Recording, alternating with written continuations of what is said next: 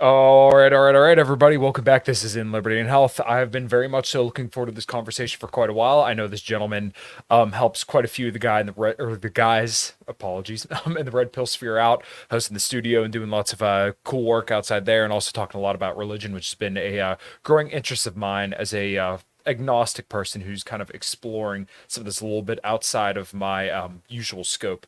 So make sure you hit all the links below to find where you can find my guest, find myself, and also get the world's best electrolytes and supplements right there. Tiger Fitness is running an awesome sale, the 8 days of gains, I think it's called, and they got a ton of free stuff as they always do when they do their sales. So make sure you go hit the links below so that way you can support the brands and support you. And without further ado, let's rock and roll. What is up, everybody? My name is Kyle Matovcik. I am the host of the In Liberty and Health podcast, where we talk all things liberty, health, and wellness, and beyond. My hope is to encourage and spread the message of liberty and physical and mental well-being. I hope you enjoy all the topics we talk about with our guests. We're on all major streaming platforms, so please sit back, relax, and enjoy. Man, I'm doing as good as anyone can do getting buried by his 13-year-old son on leg day. I'm not going to apologize for not being on this podcast because I got to go see Metallica. So if that's a problem, kiss my ass. Okay? All right. All right, everybody. I would like to welcome Mr. Glenn, or as he's more well known as, Mr. Tren Lawrence, to the show. How you doing, dude? What's going on, man? How you doing? Good. I hit a new PR on the bench, which I'm feeling like I can get to that 315, 295 for me today, but I'm feeling pretty good about that 215. Nice. Or 315. Yeah, like I tell everybody, like my goal has always been to bench what other people squat. You know, like, oh, you squat 405? That's cute. I bench that. You know, like that's just kind of been my goal. But I also like to do that with all my lifts. Like whatever you think you could do, my goal is to try to do it way more. And not like it's not like a pride thing. Like I it's a challenge thing for me. Because I say like, oh, this guy could do it. I should be able to do it. And if I should be able to do that, I should be able to do more than that. You know? So yeah. 315 is not an easy thing, dude. Because like once you get there, it's kind of the putting on more weight after that is a lot easier. But I remember getting to that point where I could do a clean rep of 315. I mean, that was a huge day for me. Mm-hmm. Yeah, I remember my first 500-pound deadlift, and I damn near broke out into song and dance at the gym. That was a pretty big day for me. I'm pretty sure I was probably in the 190s, and right now I'm a little over 200. So I'm definitely working on it. But right now definitely we're doing over 2 times your body weight with your dead. Mm-hmm. And your bench is definitely over 1.5. So dude, you are in the top 5 percentile of physically fit men. Mm-hmm. Well, you know what? I was on our mutual friend Nuclear Cadillo's show last night, and I think we were kind of talking about how easy it is to be above average. And I think you probably see this too. And you're like way above average when it comes to this strength training stuff. But for like guys to not be average nowadays, it's so easy. Like you just have to go to the gym for like 6 months consistently and eat like a reasonable amount of protein and you'll be fine. But like there's so many guys that aren't just willing to do that, and they're, going to accept the struggles that they got. Maybe they'll max out in other areas, but like if you just do that, just train yourself for 6 months, you could easily get to, 1.5 times your body weight, pretty much all your lifts other than maybe your bench. But like all that should be pretty easy, and you'll be pretty happy at that. Yeah, I mean, I think what it is the metrics for considered to be a physically fit man is you have to, I think you bench 1.5 or 1.25 your body weight, be able to squat 1.75 and like deadlift like 2.0 your body weight, right? And these are just like basic, standards for guys to like achieve or pursue. Because, if you're 200, you're going to be at least be able to bench 200 pounds, right? Right. So that's basically zero. So can you bench at least 150 more? It would be my goal, right? Like if I was 200, and just work towards that, because that would be the working goal. And it's not a short journey. It's not going to be like, hey, you're going to be able to achieve this in like in a year or something. Just don't put a time limit on achieving it, you know. And you're right. It's so easy. The bar is set so low, you know, for guys these days. Like if you could just do the basic shit, you're better than 70% of the guys out there physically. So I mean, it's not hard anymore, and there's so much knowledge on how to do it, and what there's so many different diets and all these different like workout regimens and theories that it's not like it's a secret anymore. You could get everything on Google for free or YouTube for free if you really wanted to. So there's no excuse for guys these days either. Yeah, yeah, it's kind of funny because I remember watching Elliot Hall's videos back in like 2014, maybe even a little bit earlier than that, and eventually found CT Fletcher, and that was like my main inspiration. I'm like, oh, this dude was dead like 3 times, and he became, you know, a bench press champion, and you know, had 19-inch arms naturally, and you know, you could debate whether or not he was natural or not, but Well, regardless, like the motivation was out there for me, you know, almost 10 years ago to start training, and that was all I needed to just get my ass going. And really, I think that transferred over into a lot of different areas in my life where I was a lot more confident. And I'm sure you probably experienced the same thing. You were also in the yeah. military at one point as well, so I'm sure that probably helped as well. Yeah, I mean, when I was in the military, I was very active. My job required me to be very physically fit. Um, but I got out with an injury. So, Mm, and I got out of the military and being injured and having to work through my injury, I was kind of laid up for a really long time. And because I got out earlier than my desired goal, because I wanted to do 20 years, right? I wanted to make it to retirement. And because of the injury, I ended up getting out on a medical discharge, the honorable discharge, but under medical conditions. mhm. And so, you know, I was like dealing with my depression and not being able to be really physically fit because of this injury, and you know, having to go through therapy and all that stuff. I gained a lot of weight. I went from being about 185 pounds when I got out of the Air Force to 285 pounds 2 years later, right? Mhm. Just being depressed and not being able to be that active, doing the therapy stuff. Um, and I remember like running up the stairs chasing my son, and it was just like a 12 stairs, right? And I was winded. Felt like I was gonna die. And it was then I'm like, no, I gotta change this. I gotta change this real quick. And I started just setting small goals for myself. And you know, I was living in LA at the time, so I would have the pleasure of going to the Long Beach gym called Metroflex, where CT Fletcher is known. Uh, mhm.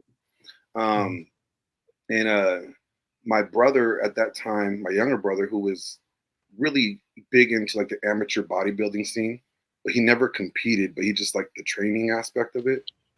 So I kind of, you know, enlisted him as my trainer and kind of got me training how to train properly. Because in the military, you working out to be physically fit for duty, not necessarily putting on a whole lot of mass or developing muscles. You're more doing it for agility, keeping your skills sharp, you know, being able to your endurance level up, you know, but not training for growing muscles.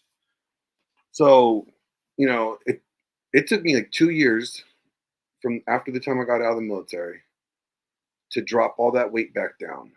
And I got down to like 240. And I said, you know what? I want to compete in bodybuilding. And I had a friend that actually was competing at that time. And he was like, bro, I'll be honest with you, you're never going to get on stage. I said, okay, cool.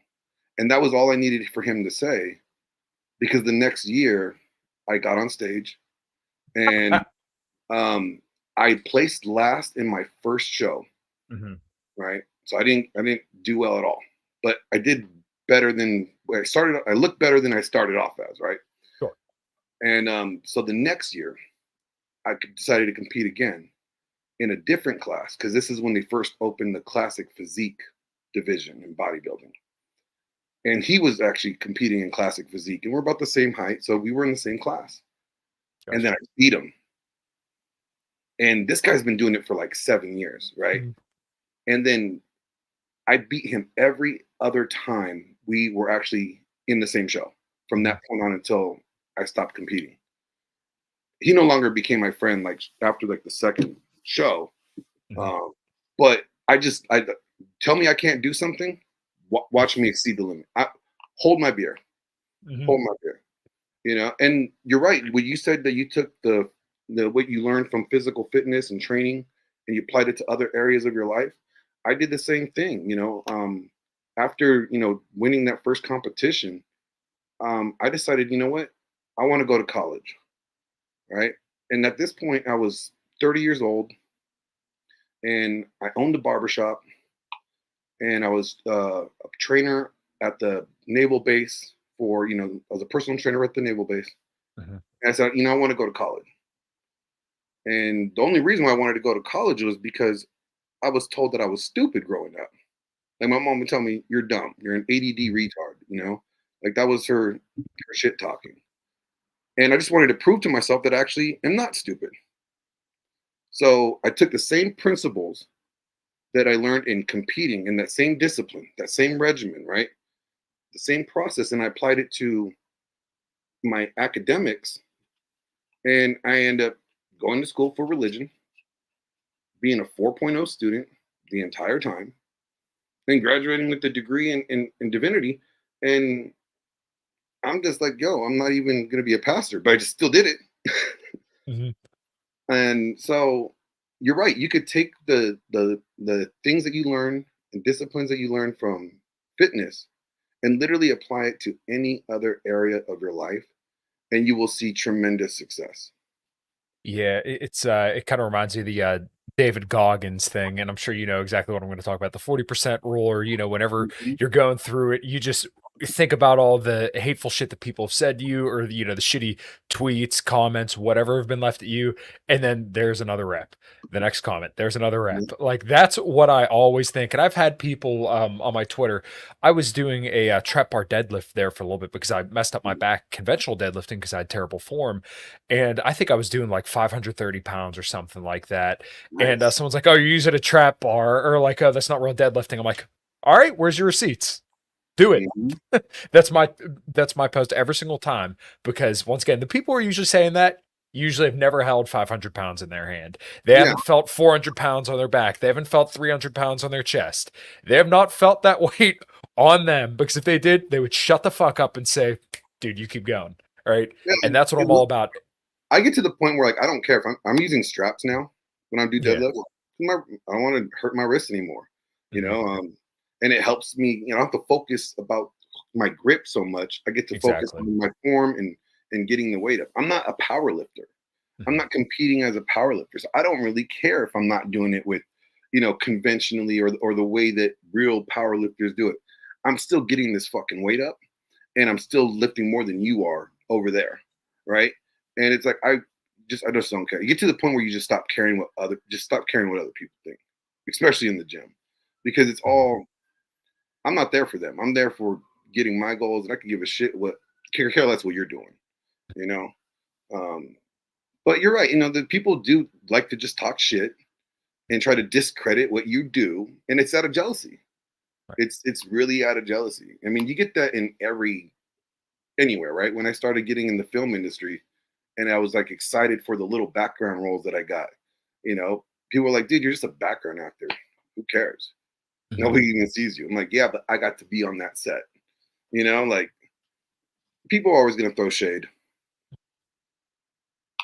Yeah, so what was it like working in the film industry? I'm glad that you brought that up, because I kind of wanted to ask you about that, because I typed your name into Google to find a picture for the thumbnail, and Mhm. I seen you come up on IMDb, which they have for like everybody, but like normally I would assume that like if you're on there, then you've probably done some notable roles. And I've been following you now for probably, I want to say, 6 to 8 months or so, and I've enjoyed your content, your stuff with Thor, obviously the stuff at Red One Studios and all that.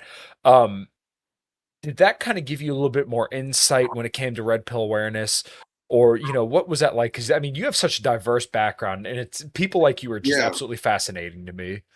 Well, the crazy thing is, I got into the industry, the film industry, basically on a whim.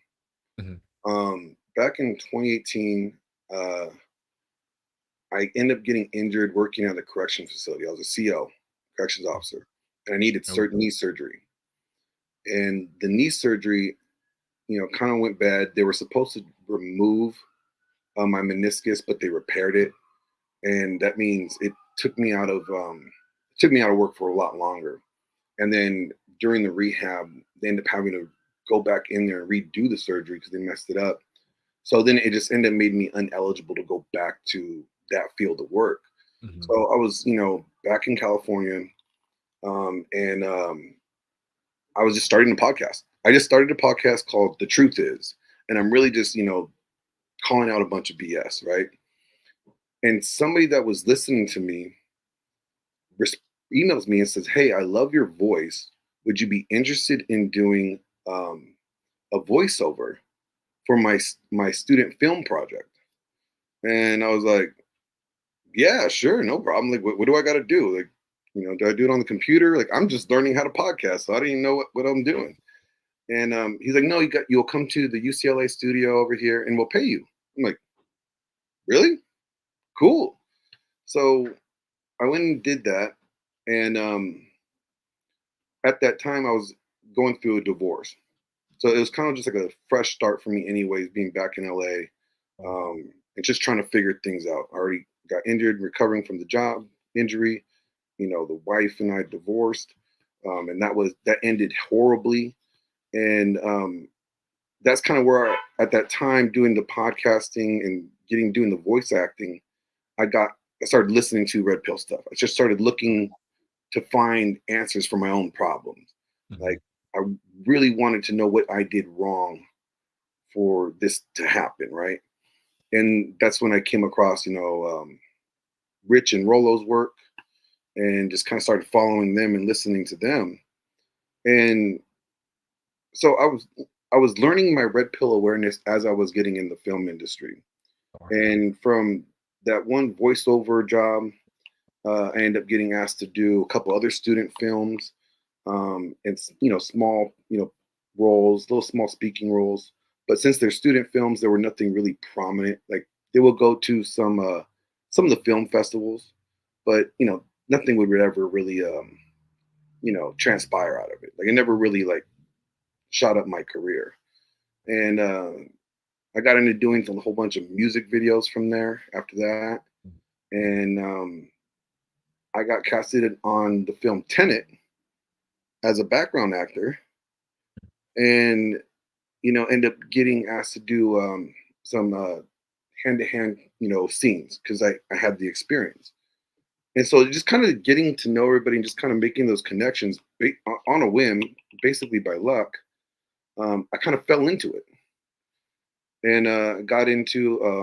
I've been in 5 films now. Um, Either I'm credited as, I have a one lead role, a film that I'm in, a movie called Token Choke Dispensary that's coming out this year, Oh, okay.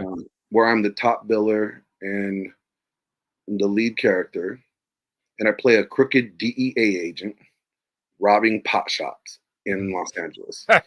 Um, and so I did that, and then I started getting into more production because 2020 happened, and if you were not prominent or you weren't a well reputable name, or if you didn't have your SAG card yet, you were not going to be getting work.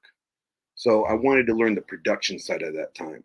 Yeah. And I made friends with guys that are doing, film crew stuff, and, worked on all their, personal projects during the whole lockdown, and started learning how to work the camera and started making my own stuff, and, started doing all that during the whole lockdown, which people end up seeing my editing work. They end up seeing some of the stuff I created, and I would get production work or getting asked to be on production teams as well as small little feature roles.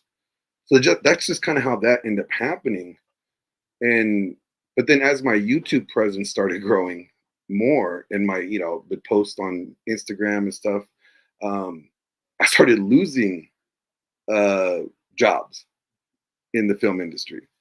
Mm. And because of what I was saying, because of my opinions or my YouTube topics, um, people didn't really want to work with me as much because I'm not at that level yet where um, I got enough like cred or I got enough, leverage to like I could say dumb shit and get away with it.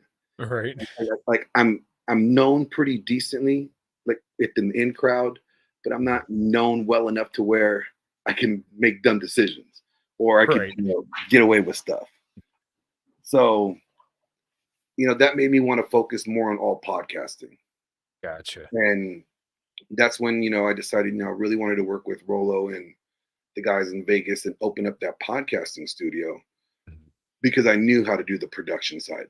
The learning the production side for from 2018 all the way until now, um, and working on so many projects, I was able to bring in a skill set that they weren't familiar with, and to be able to bring out the studio and make the studio come alive.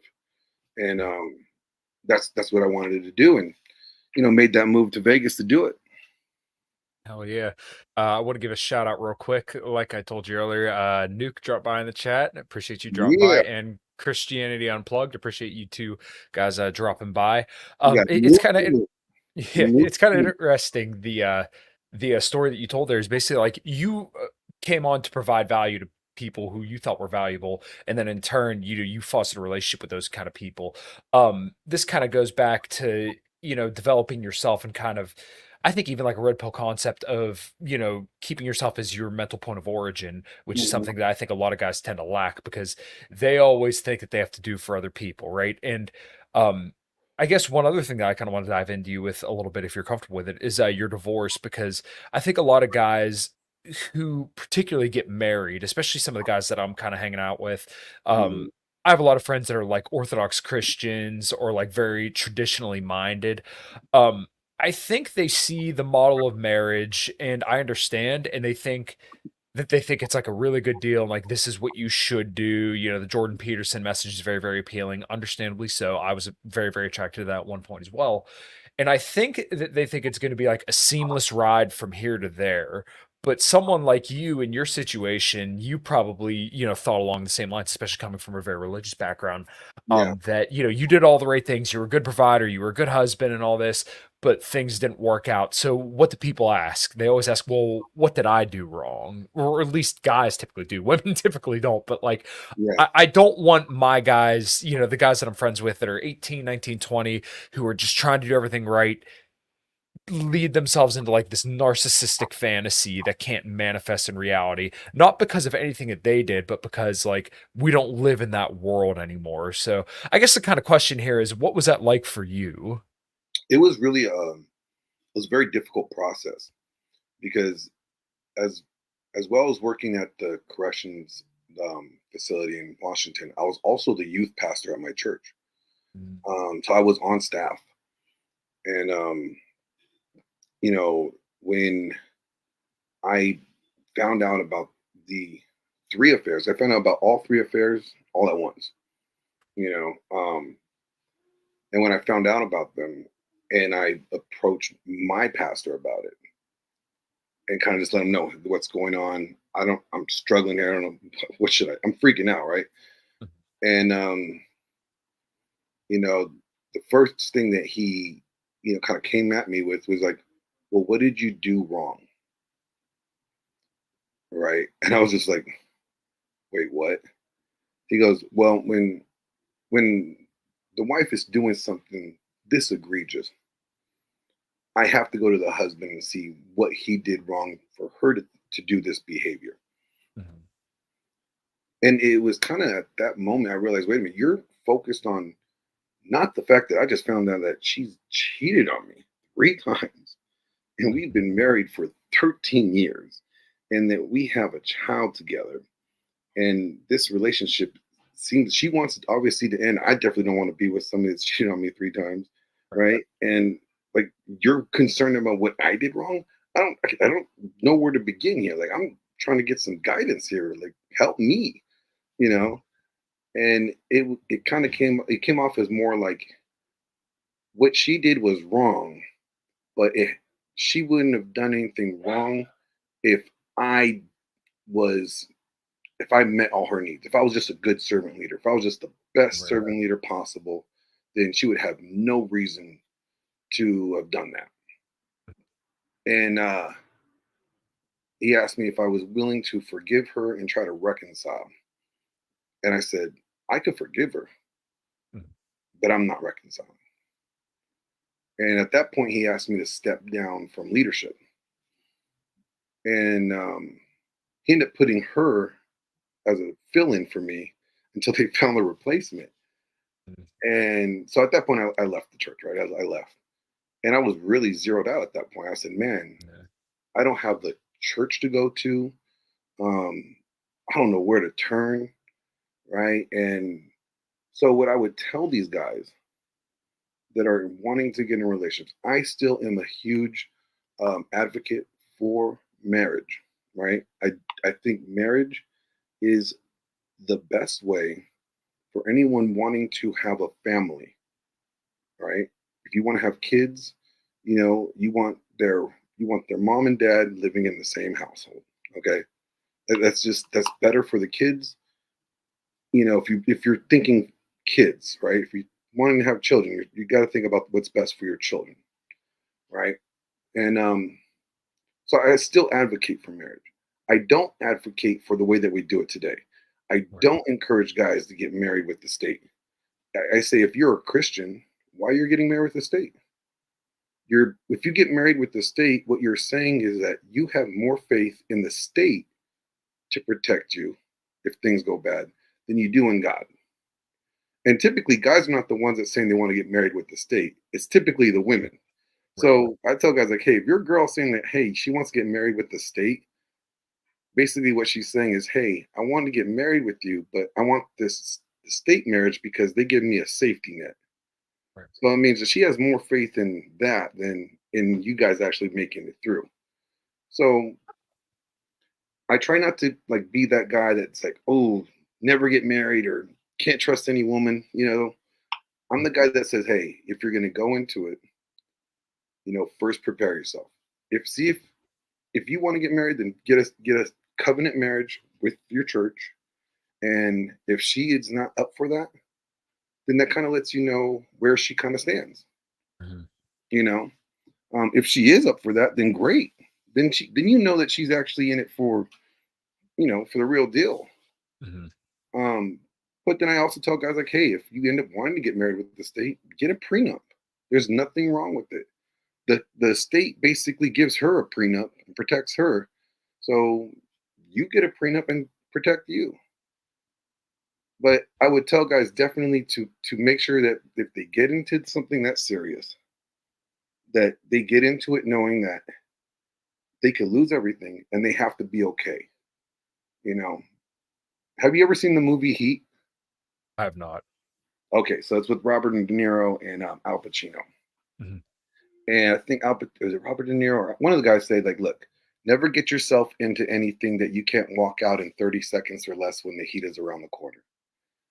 Basically meaning like don't get yourself into a situation that if you have to leave it for whatever reason, that it's going to destroy you.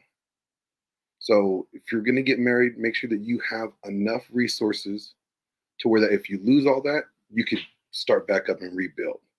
Mhm. You know, because I just think that too many guys go into it with this fairy tale mindset, and we end up getting zeroed out, and we end up sputtering, and we don't know what to do, and then we end up doing dumb things and taking, and when we could have prepared properly for it. I don't think enough guys are preparing properly.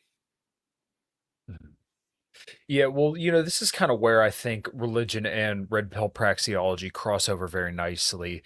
And some of the younger guys that I'm friends with that are very traditionally minded, they seem to reject red pill praxeology because they mostly see the Pearl, Fresh and Fit, and Andrew Tate. And Mhm. not that like everything they say is bad, but they see, of course, the most obscene, ridiculous shit out there. So of course they're going to be turned away from it. But I'm like, look, this isn't about just, take this white claw, get off my podcast, or let's make women look dumb for the sake of it. This is about information to make men's lives better. This isn't for women. This is for you. If you're a dude, in some kind of relationship, or you're looking to, become less socially awkward, this is for you. So that way you have more tools to make your life better. We're not going to tell you what to do, but we're going to tell you some tools or give you information to hopefully lead your life in a direction that you're going to find more fruitful for yourself. So like I wish I could just tell these guys like, look, I understand you're very traditionally minded, but like just understand exactly what you said. Like you have to be ready to completely rebuild yourself if things go south. And if you're not willing to accept that, then you might want to consider not getting married. My wife and I have been together for 5 years. We just celebrated our year anniversary being married last month.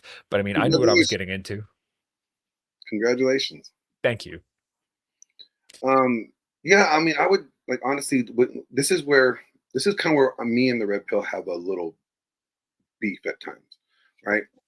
I'm very well pill aware. I understand the praxiology, and I understand some of the tools that they give them and why they give guys these tools, right? But from a Christian worldview, I say a lot of these tools that they offer are not beneficial to a Christian wanting to uphold his religious beliefs, right? For example, um, Myron will say like, "Hey, you need to bang 50 chicks before you decide to get married." Well, there's a few problems with that. One, that's a ridiculous number to have as an arbitrary standard, right? Uh, Right. but then that would also make Rollo Tomasi not the guy. He should have banged what I think 9 or 10 more chicks before he married his wife.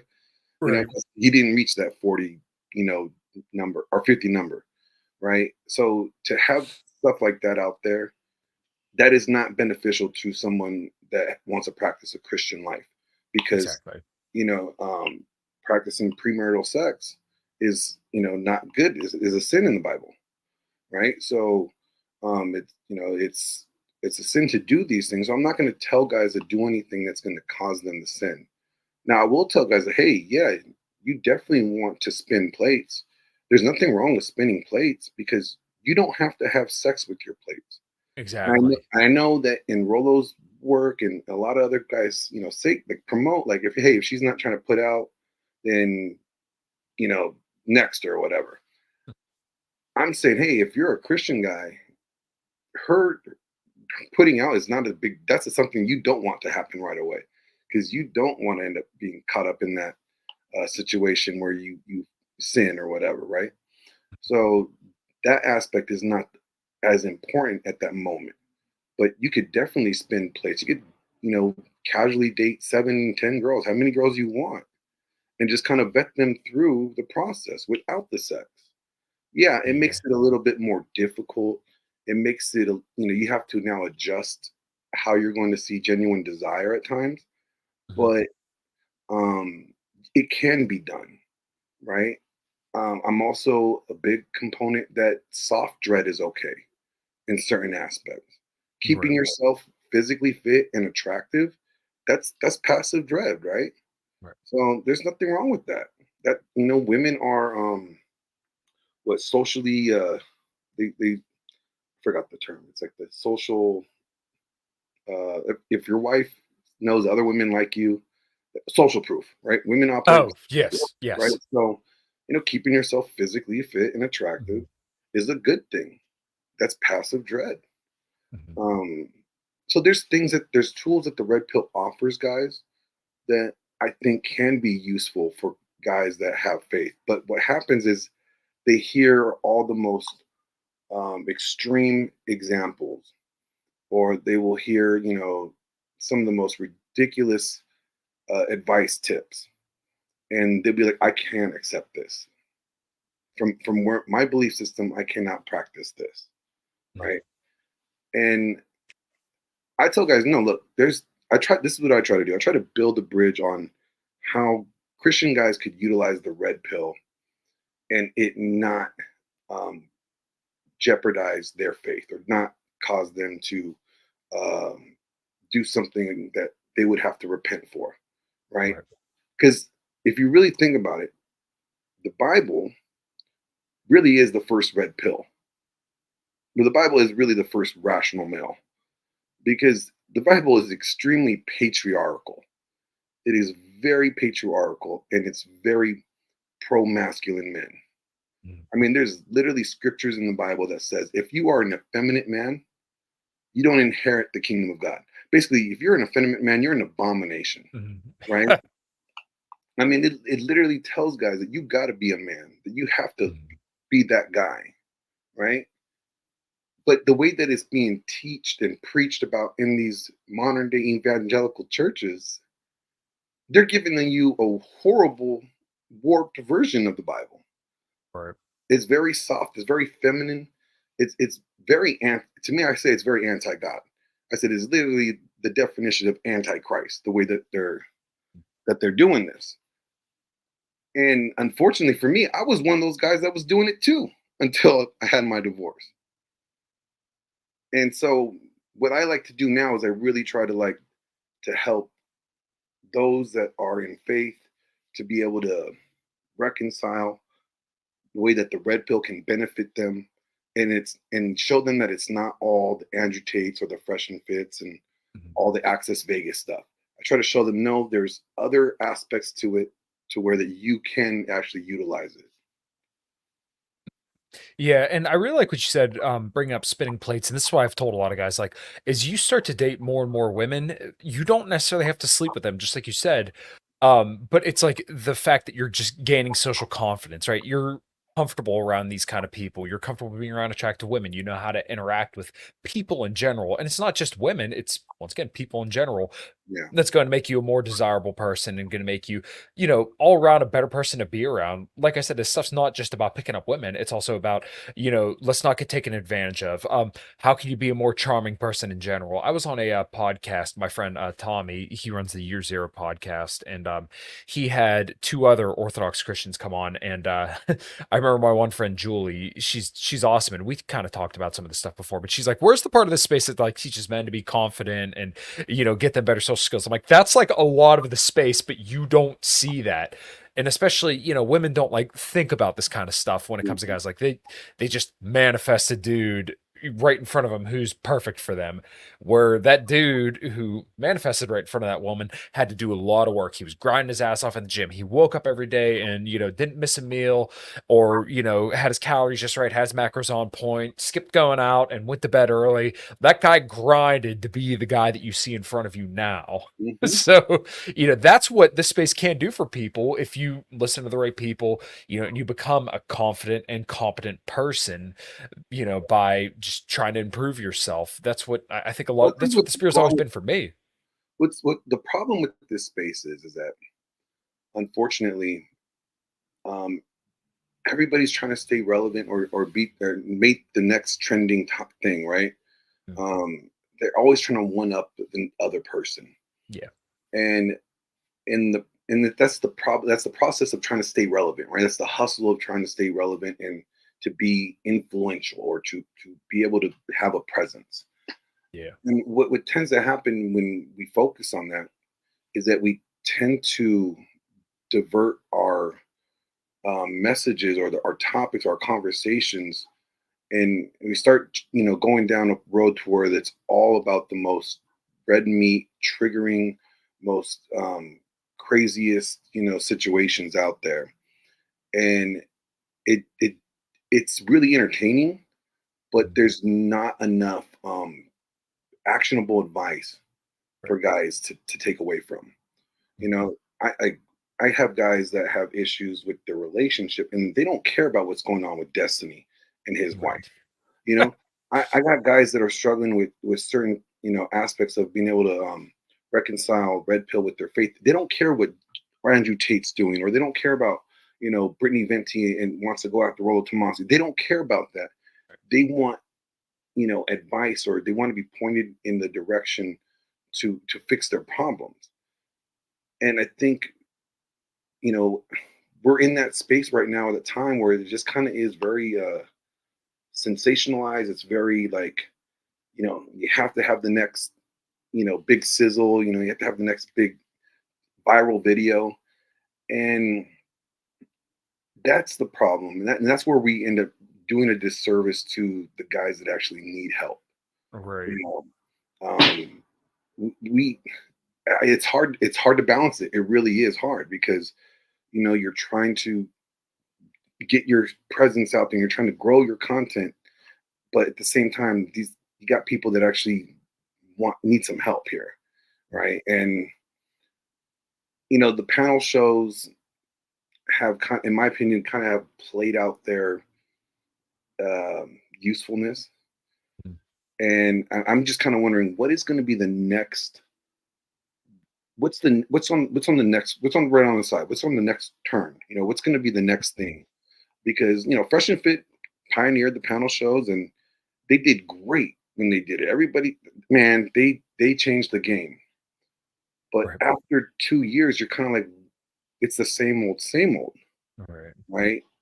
And that's just their evening shows. I love their Mondays or their Womanizer Wednesdays and all the other things that they do during the day.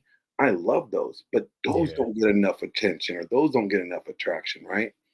Everybody wants to create all the after hour stuff. And then you got whatever podcast. Every time I watch them, like, I appreciate their show, but I wonder, I'm not getting anything out of it. You're bringing on the most, unmarriageable women. Yeah, they may be hot as hell or whatever. They may be freaks, but they are not of value. So we have all these different shows propping up the same kind of women that we are telling guys to avoid. Right. And we are not really showcasing or propping up or presenting the contrast of that. Why don't we, why aren't we highlighting women that are marriageable, or are not, that don't have many red flags, right? Like, why aren't we doing that in this space is what I'm wondering. Well, Yeah. because it doesn't sell. Well, yeah, it doesn't get the eyes. Yeah, like I was telling Nuke last night with my wife, if you go to her Twitter, there's no post other than maybe a couple replies to people. If she posts on Facebook, it's usually of, me and her or our dogs or something like that. Like, she is very, very, I don't want to say conservative, but like, she's not out there clowning people. She's not acting a fool on Twitter. But, once again, if I ask her to, I've told her, like, hey, if you want to stop in on a show or something like that, say hi to somebody, she doesn't want to. So, that's the unfortunate, like, other side of that. And obviously I know that you know that as well, but like, Yeah. for people always wondering that, it's like, well, these women are usually satisfied with the life they got. They're happy, and they want to put up with this stuff. And I don't fucking blame them for not wanting to get in, to the clown car and run around trying to Oh get yeah. eyes of everybody. Yeah, I agree. No, I get it. Yeah, But there are women out there that we should at least try to make an effort. absolutely. We should try to make an effort to at least show a contrast. Like, if you're gonna have, like, these very promiscuous women on, right, and you're showcasing all the red flags, at least find some other women that's opposite of them, that you could at least have the girls debate about what their views. Not so much not the guys debating the girls. Have the girls debate, and you facilitate it, and you can see the contrast and the difference between the type of women. And now you're kind of giving the guys, hey, not all women are like this, because that's the biggest problem that guys tell me. They're like, man, it seems like all these panel shows have the same type of women, and it literally makes me think that all women are like this, right? You have Go outside, dude. Touch shows. some grass. Yeah, it's like, bro, they're really not all like this. Hmm. Yes, a lot of young women today tend to, fall victim to this type of mindset, but there's women out there in America today that are not like these women.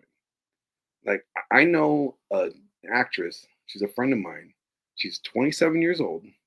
She's a very beautiful woman, and she's still a virgin. So no, and there are women like this. She's a Christian. I've known her for years.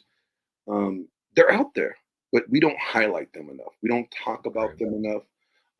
So I could see why guys kind of get in this nihilistic, view that there's nothing of value out there to try to settle down with. So why even do what I need to do to improve myself, right? Like, that's kind of like where they go to, or they get Hmm. stuck in that whole red pill rage stage where all they want Yes. to do is yell and pay ridiculous amount of money just to tell these women that they're 304s, but at the same time, they're going to subscribe to their OnlyFans. Yes.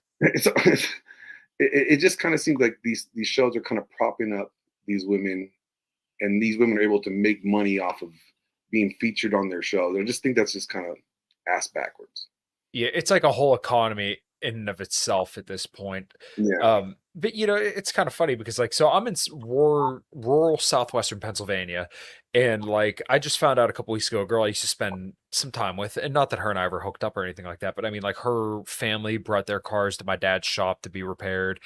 And I found out she had an OnlyFans. I'm like, holy shit. So this shit is everywhere. But at the same time, in my early 20s, there are plenty of girls that I had as a plate that like were dating, maybe even marriage material that I just, spun as a plate for a little bit, stopped talking to them, maybe a couple months later, hit them up again. Like they're out there, but if you're seeing all these crazy women, a woman that actually wants to be with you will eventually kind of mold her life to Mhm. fit into your life if Yep. she really wants to be there, right? These women that you see that are wild and crazy, you kind of have to accept that there's going to be some women that are just like that and they're not for you. Or if they are, they're recreational use only. Like maybe just get some social experience with them. If you're into spinning plates and sleeping with them, okay, do that. Yeah. But like understand that they're not going to be the ones that you take home to your mom and then have a family with, or at least not a majority of the time.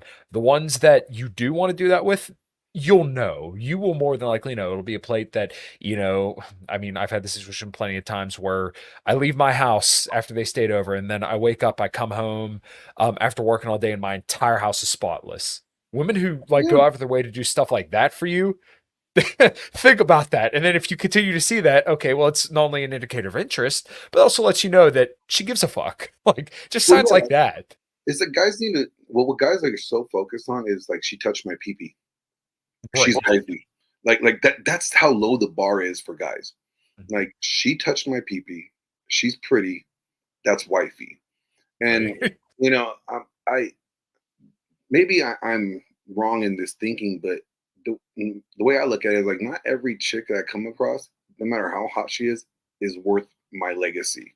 And my legacy comes from what comes out when I bust a nut, right? Okay. So it's like not every girl is worth my dick.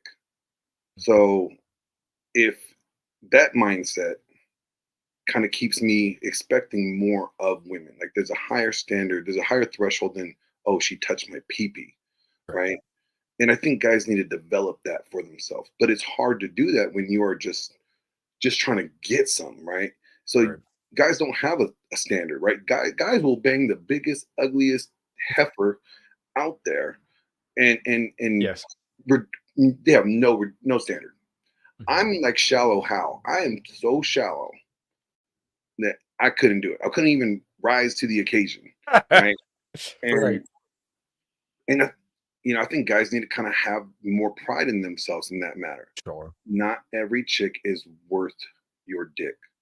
And Mhm. when you have that and you decide to like develop what expectations you want for the chick that you are willing to risk impregnating, now you have that. Now you open up you are literally disqualifying so many women, and Mhm. most women will disqualify themselves because they don't meet those standards, right?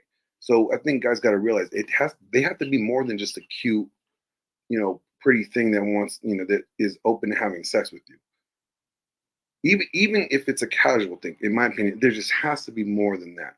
Not saying that I haven't had one night stands in my past, or that I've never played the field and hooked up around. Yeah, I did, but I'm telling you, through those scenarios and situations that have come out from them, I have realized like, yo, I don't want to deal with these headaches. I'm almost 40 years old, so Yeah.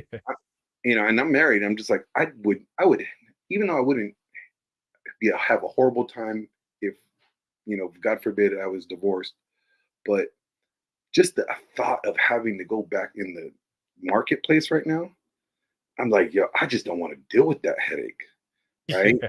You know, and I just tell guys that I look at most of these chicks, I'm like, these chicks are not worth my dick.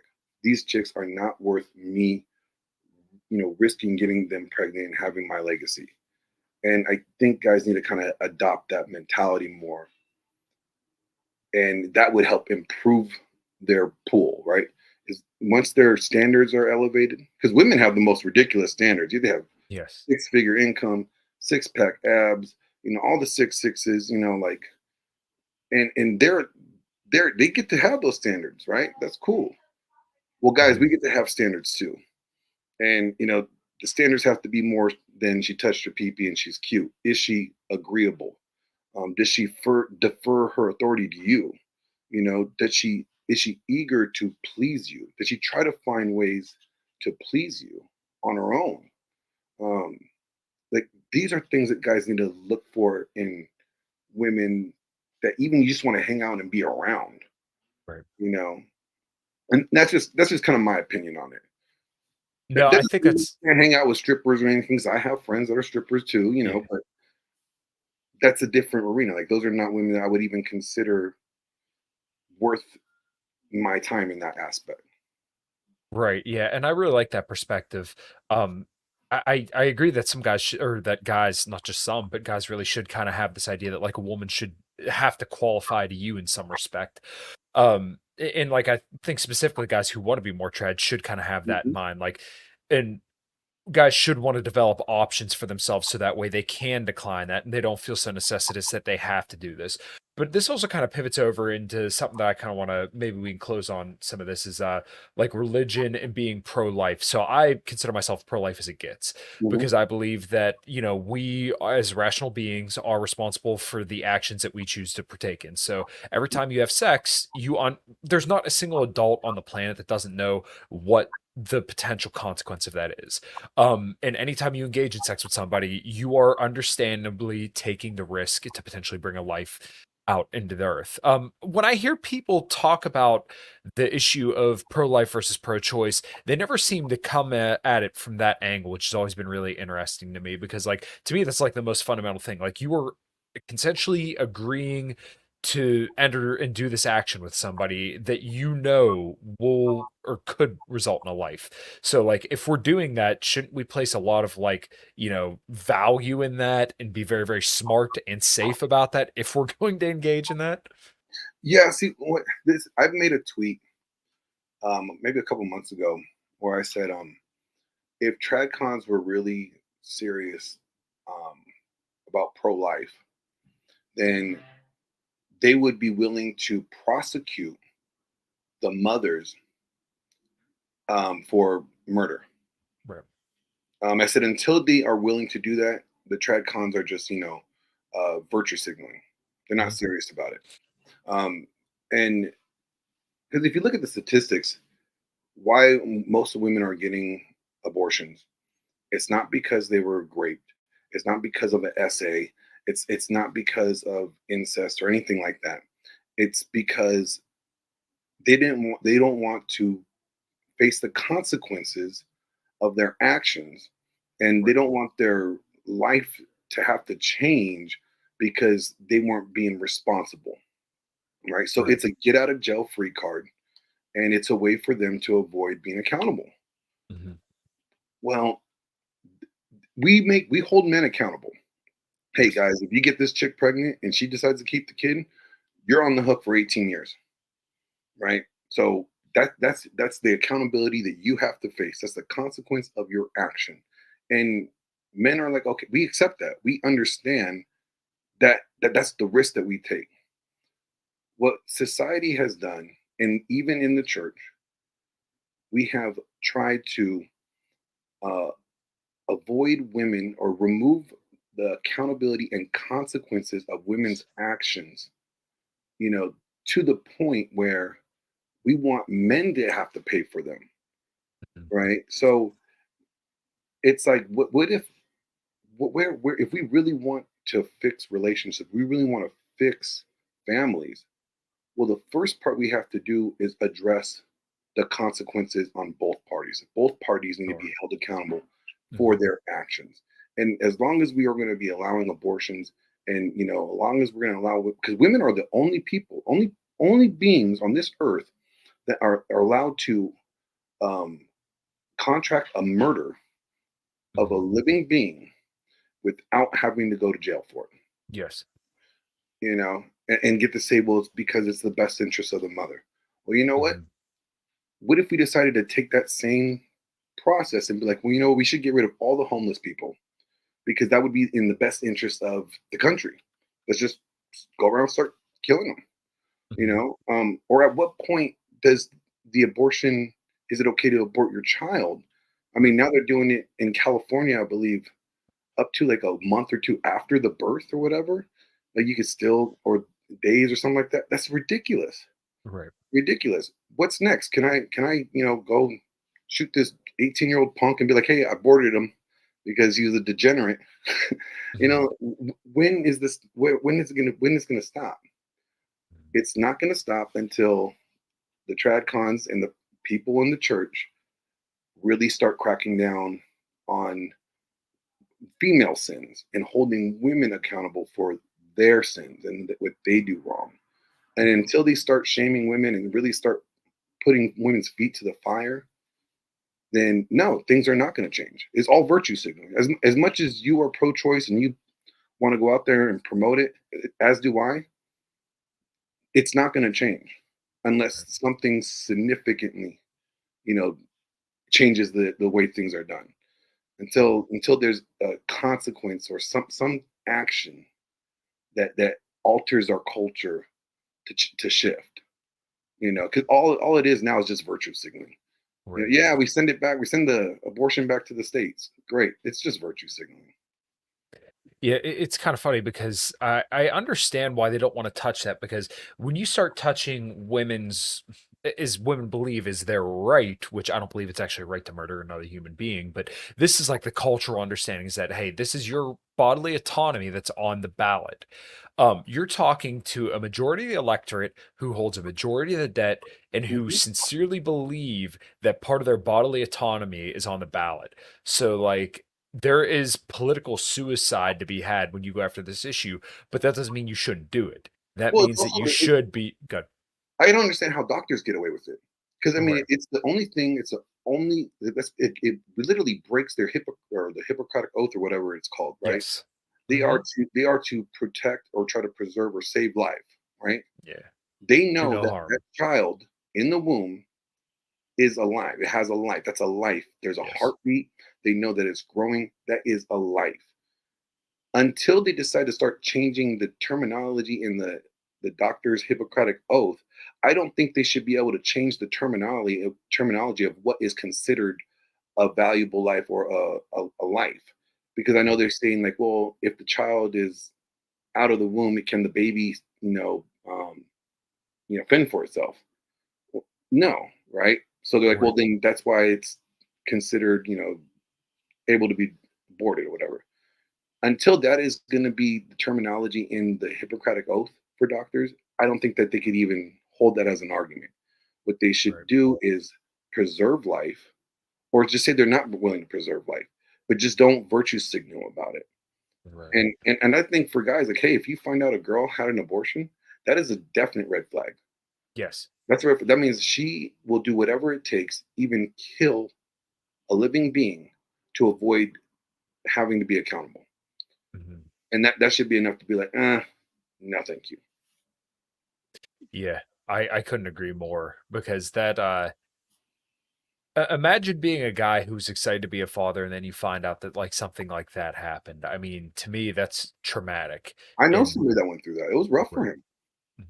him. It was rough. I remember we were in high school and he Mhm. was a year older than me. And he, knocked up his girlfriend and he was scared. And, he got a job and, he was doing everything he could do, just kind of prepare himself. His dad was in the military. So his dad's not, giving him any, grace here. He was kicking his ass, making him man up. And when, his girlfriend decided that she was going to have an abortion, after he was been preparing for this and getting shit together, he was distraught. He was like, "Man, I at first I was scared, but I kind of started looking forward to it. I kind of started, wondering what my kid was going to look like, and I started thinking about things I wanted to do with him. Like Right. it was difficult, and it sucks because as a dad, as a father, you don't have a say so. Mm. So I mean, if they're really about equal rights, then maybe what they should do is that, hey, that child in you is also part of me. Right. So you technically should not be able to terminate something that's also me, you know? But yeah, I mean, it's an uphill battle with feminism and this whole abortion debate. But the problem with the tradcons is that in the evangelical church today, the reason why you're not going to see a big push or from tradcons against abortion is because the only place that feminism is thriving right now is in the modern day evangelical church. It is literally the safe haven for feminism. And I say that is because transgenderism has overtaken feminism in our culture, right? Right. But the church will never accept transgenderism as a whole. Mhm. You may Right. have some very far left liberal, denominations, but for the majority of the denominations, they would never accept transgenderism. So the only place that feminism can grow and still, make an impact somehow is in the church. So Mhm. since most tradcons are in the church community, they're not going to really go against abortion. Tradcons are just feminists that typically disagree on abortion. That's it. Yeah. That's all. That's the only difference. So I gotta ask you, and like I said, maybe we'll close on this. Is what kind of brought you to religion? Because you've always been religious. Yeah. I'm agnostic, and like I said, I run in some Orthodox Christian circles, and I find that religion fascinating. If you can, you're willing to. What's your denomination, and what has always kind of kept you to that, never dissuaded you? Oh man, no, I definitely was swayed many times. Okay, I'm not a perfect guy or a perfect Christian sure. at all. I'm by far the least uh, perfect Christian. But I grew up in it. My stepdad was a gospel drummer, and my mom met my stepdad in church, and it kind of just ever since I was like 3 years old, kind of grew up in it. And it kind of was like always a thing. But when I became an adult, I definitely kind of backslid and kind of just walked away from it. I was big into the hip hop scene and making music at that time, and you know, doing the rap game at that time. Um, it just going to church wasn't cool. I wanted to be at the parties. I wanted to go open up at the shows and stuff like that I was doing. Like it just wasn't my thing. And I remember, just going through some difficult struggles and just kind of really after the being injured in the military and getting out and going through my depression, I was just like, man, I need to. This is not working for me. This is something I need to change here. And I remember a buddy of mine reached out to me who kind of always stayed on the straight and narrow, and he just kind of said, give me some like encouraging words and stuff like that. It just kind Mhm. of made me remember. Oh yeah, I heard that before in the Bible, man. And by that time, I was covered in tattoos, and anytime I would walk into a church, it just kind of pissed me off even more because anytime I would try to go, the pastors would like all of a sudden want to change their sermon and talk about salvation as if because I'm covered in tattoos, I must be Right. a heathen and not know. Mhm. So then that made me stop going, you know. And then one day I was at a park with my son, and I came up with this pastor and was doing this, church picnic thing, and my son was playing at the playground, and he came over, started talking to me. And he's just doing small talk, and he invited me to his church, and I was wearing a hoodie like I'm wearing now, and I was like, nah, I'm not gonna go. I was like, hey, do you have a problem with these? And I showed him my tattoos. Because Mhm. typically thinking like, hey, as soon as I show 'em my tattoos, they're kind of it's a deterrent. Well, skittish, yeah.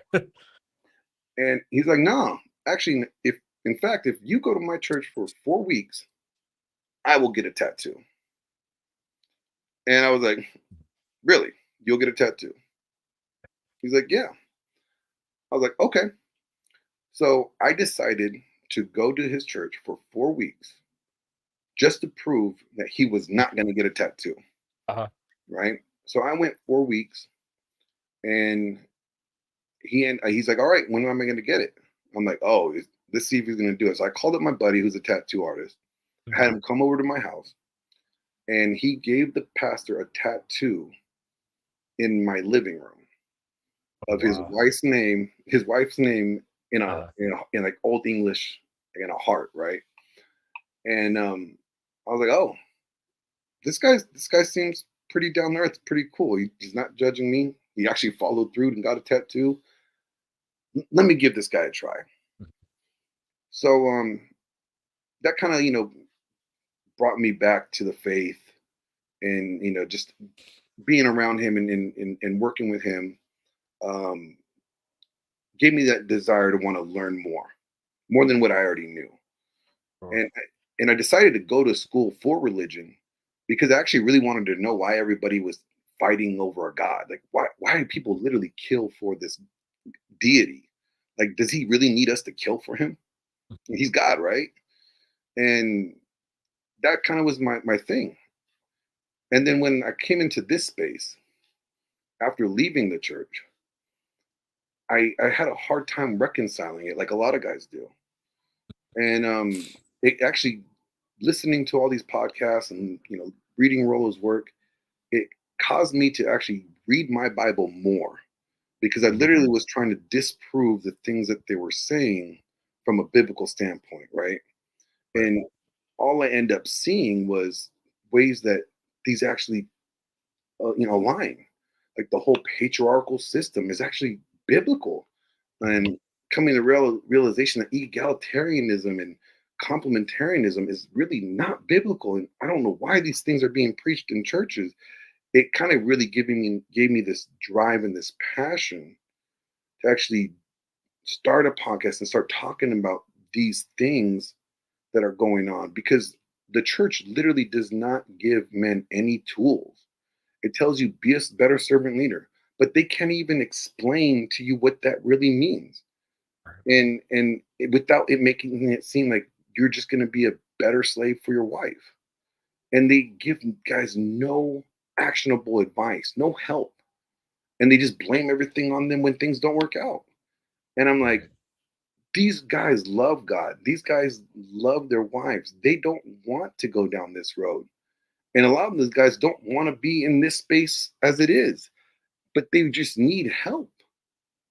And I'm just like, okay, I understand it because I've been through it. And I want to be able to help build that bridge between religion and red pill, and work with guys that I may disagree with. Like, I've worked with Ruslan twice in the past month. And if you watch any of my previous videos on him, I would go off on him. I would literally trash him. But then after our conversations and after us getting into it, I realized there's more that we have in agreement than we disagree. Right. And, I'm like, these are the kind of conversations I want to have, especially for the guys in my demographic, because these are the conversations that they need. This is the help that they need. Not so much about the fresh and fit chicks or the Access Vegas girls. No, these are the conversations my audience wants to have.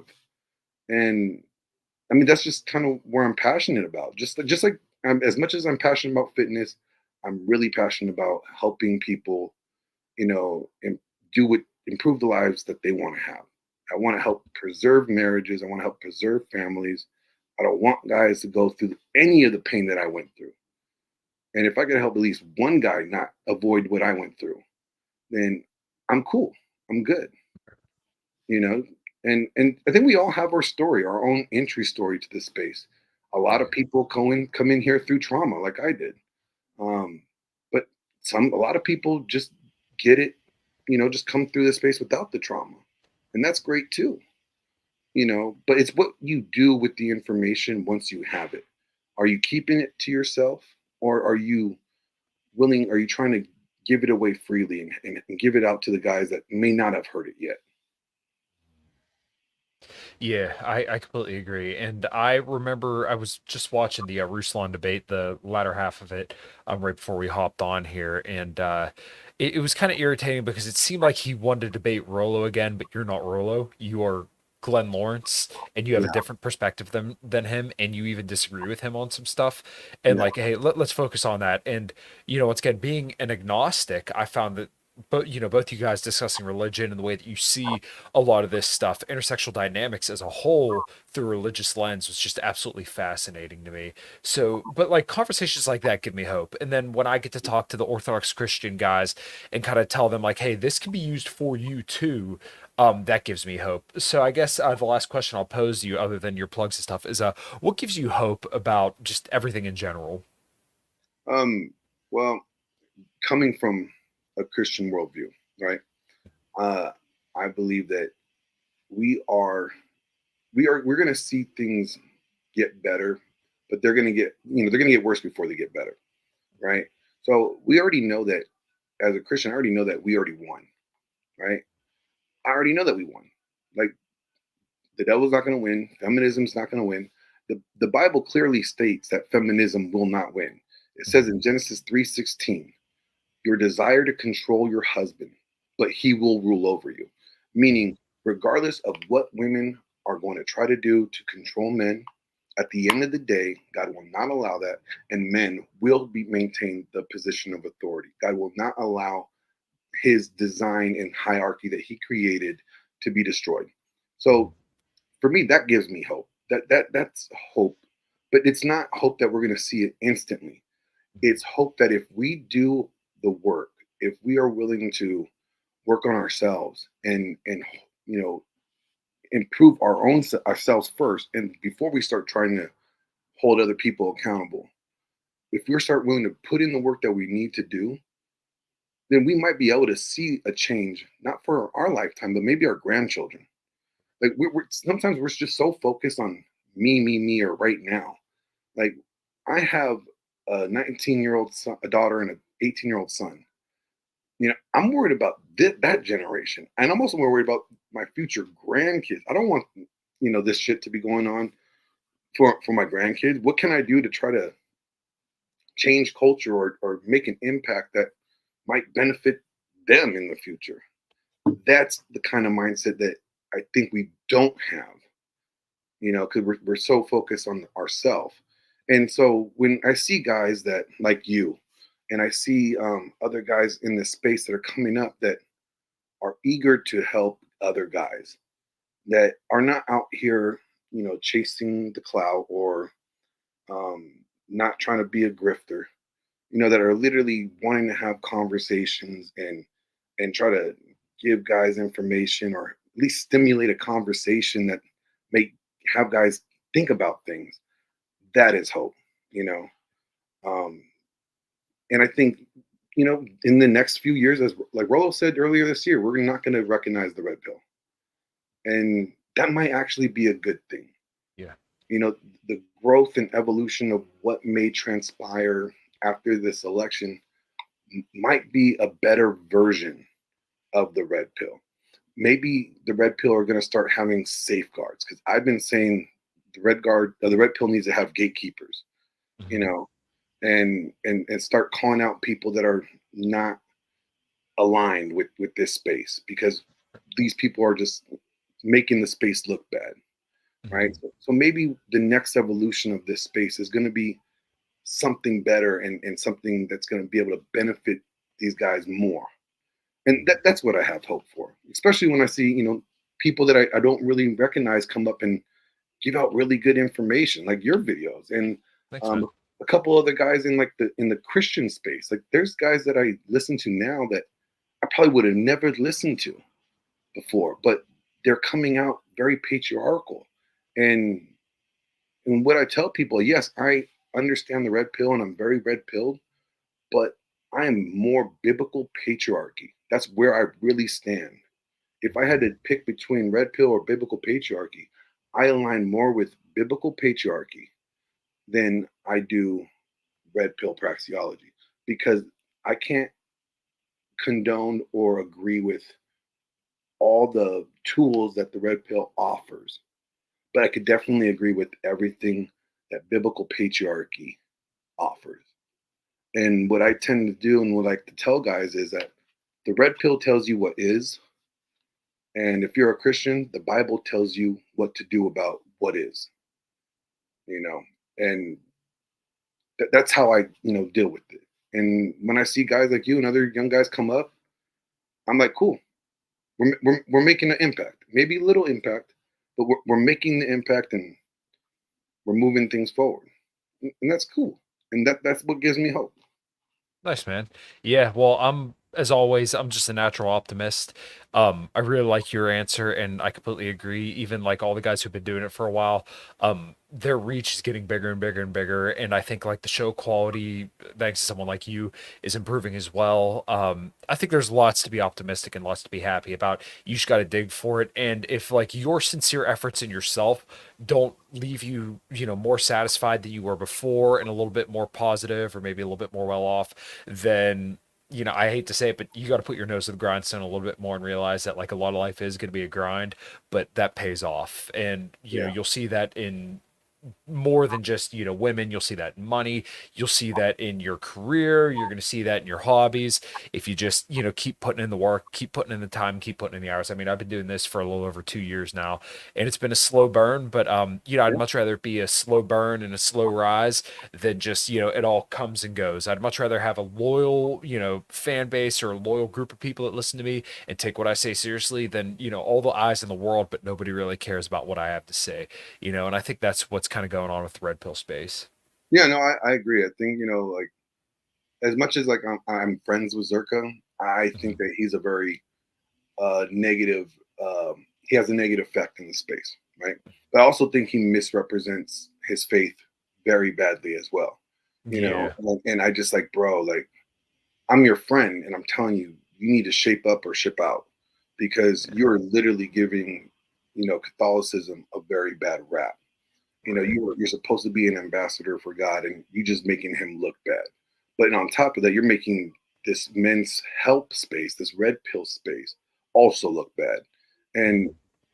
I have pride in that. I have pride in this space because this space has Mhm. helped me, you know, Exactly. Me too.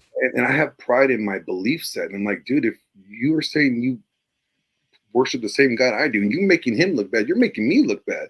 I have, I have pride in that. And, I think what we're going to see is more guys like you, myself, come up and actually hold the standard, be the standard bearer, for this next wave and this next transition of the red pill, and be able to still collaborate and look up to those pioneers like Rollo and Ryan and Paul from Apex Mindset and George Bruno, like all these guys that have done this before us. We'll be able to Mhm. still work with them and still be, they'll still be our support and our driving force. But Yeah. maybe this next edition of the Red Pill will be different, where it's going to be Kyle being the guy, and and because he has a different reach, and I love that. I support all that. I just want to make sure that we start getting rid of all the riff raff and Yeah. start getting back to actually giving guys what they need instead of what they want. Right. Yeah, dude. I think that's a good message. Glenn, go ahead, do your plugs, brother. I really, really enjoyed this show, so we'll definitely have to do another one sometime. Yeah, definitely. Well, thank you for having me on, Kyle. Really Of course. appreciate this opportunity. I really wish we could have made could have made the first video, but I'm glad that Oh, we got dude, to you're do it good. now. Yeah. Like I say, I'm sorry I'm traveling, so I don't have my setup. So hope the quality is still good. Oh, dude, it was fine. But you guys can catch me at Glenn Lawrence Presents on YouTube for whatever videos I do. I do mainly Christian red pill stuff these days. Um, you can also catch me on every once in a while on Rule Zero on Saturday, also on the Dragon Ship on Saturday, and on Sundays I do a Saving Men Bible study or Saving Men sermons. That's what the guys wanted to call it.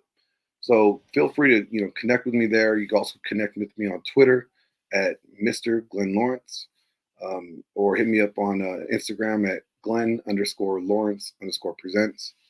And I'm a pretty easy going guy. If you reach out to me and ask me a question, I'll get back to you pretty quickly. Like I'm pretty down to earth like that. So yeah, that's how you can get a hold of me. Yeah, absolutely, man. Well, I really appreciate you hanging out for a bit. Like I said, we'll definitely have to do another one because I think this is an absolutely fascinating conversation. Everybody, thank you so much for hanging out in the chat and all that good stuff. Hit all the links below. Make sure you go subscribe to Glenn. I've really enjoyed his content. Specifically that debate with Ruslan, I thought that was absolutely fascinating, and I'm gonna have to listen to a little bit more, like the different sermons and stuff like that. But hell yeah, man, we'll definitely do this again sometime. Once again, everybody, thank you so much for listening, and take care. Peace.